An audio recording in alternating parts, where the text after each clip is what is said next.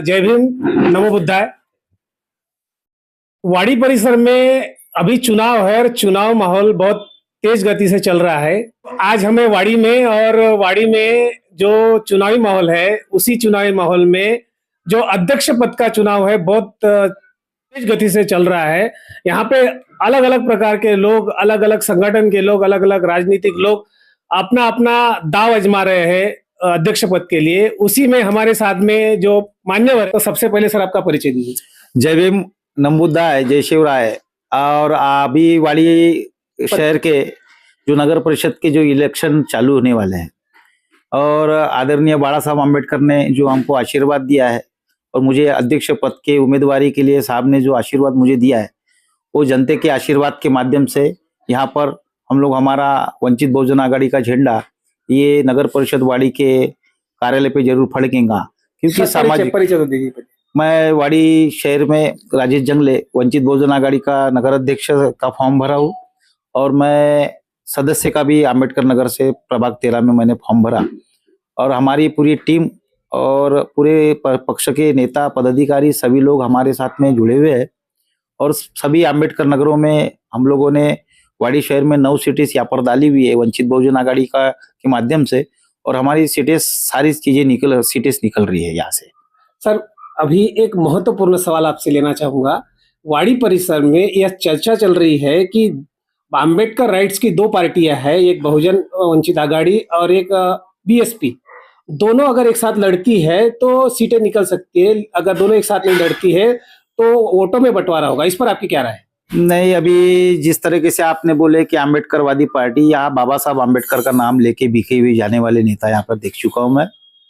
मेरी उम्र तो ज्यादा नहीं है, लेकिन यहाँ पर बाबा साहब का नीला झंडा पहनकर वहां पर बीजेपी के साथ में रात को जाकर पैसे लेने वाले लोग हैं जो बाबा साहब को नाम से बदनाम करने वाले। और ऐसे लोगों को जनता पहचान चुकी है, जनता ने उसको ठुकराया हुआ है इसके पहले। तो सर, आप केवल अध्यक्ष पद के लिए उम्मीदवार क्यों हुए, ये जरूर बताएं। हम लोग चाहते थे कि समाज एक हो और समाज एक हो चुका था, लेकिन जो राजनीतिक नेता जो वाड़ी शहर में जो सामाजिक लेवल पर बोलते कि मैं बाबा साहब का कट्टर भीम सैनिक हूँ, तो मुझे नहीं लगता कि बाबा साहब के कट्टर भीम सैनिकों को जब बाबा साहब के नातू को नहीं पहचान पा रहे, हमारे आदरणीय प्रकाश आंबेडकर साहब को नहीं पहचान पा रहे, तो उनको हक नहीं कि वो बोल सके कि बाबा साहब के कट्टर भीम सैनिक है करके। दूसरा महत्वपूर्ण सवाल है, आप जो वाड़ी अध्यक्ष पद के लिए दावेदारी व्यक्त कर रहे हैं और भी पक्ष है वो दावेदारी व्यक्त कर रहे हैं, तो आपका क्या एजेंडा है अध्यक्ष पद का? मुझे आदरणीय बाला साहब आम्बेडकर ने जो अध्यक्ष पद की और सदस्य पद दोनों का मैंने फॉर्म भरा हुआ, ये समाज की सेवा के लिए भरा हूँ। और मेरा जो नाम है, हमारा नाम समाज में बहुत अच्छा नाम है और हम लोग 10 साल से 12 साल से इस समाज को हम लोग काम के माध्यम से ही लोगों की जो भी समस्या है हम लोगों ने सॉल्व करने की परिपूर्ण प्रयत्न किए और सॉल्व हो भी चुके।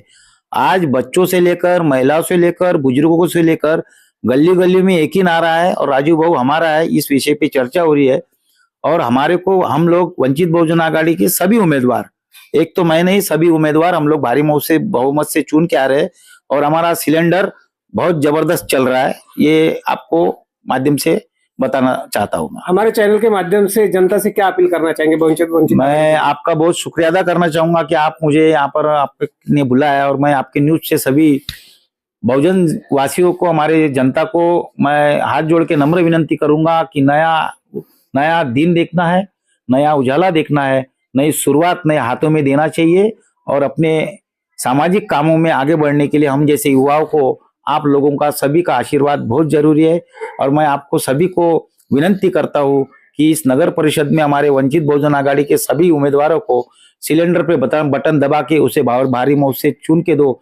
और आपकी जो भी काम है, और हमारे काम तो दिखते हैं, ग्राउंड लेवल पे काम है। हमारे आम्बेडकर नगर पे लोग पहले मुंह पे कपड़ा बांध के जाते थे, बात आती थी उनको, लेकिन आज हमारे आम्बेडकर नगर में लोग सेल्फी लेने आते हैं, हमको बहुत अच्छा लगता है। और इसका सहकार्य सब लोगों की जनता ने किया है और इस जनता को मैं बहुत दिल से दुआ दूंगा कि उन लोगों ने बहुत अच्छा काम सहकार्य किया। झाड़ लगानों में हमारे काका जी और यहाँ बैठे हुए, तो उन काका जी ने झाड़ों को पानी दे के आज यहाँ पर कम से कम 300 से 400 झाड़ हम लोगों ने लगाए और वो हरे भरे हो चुके हैं।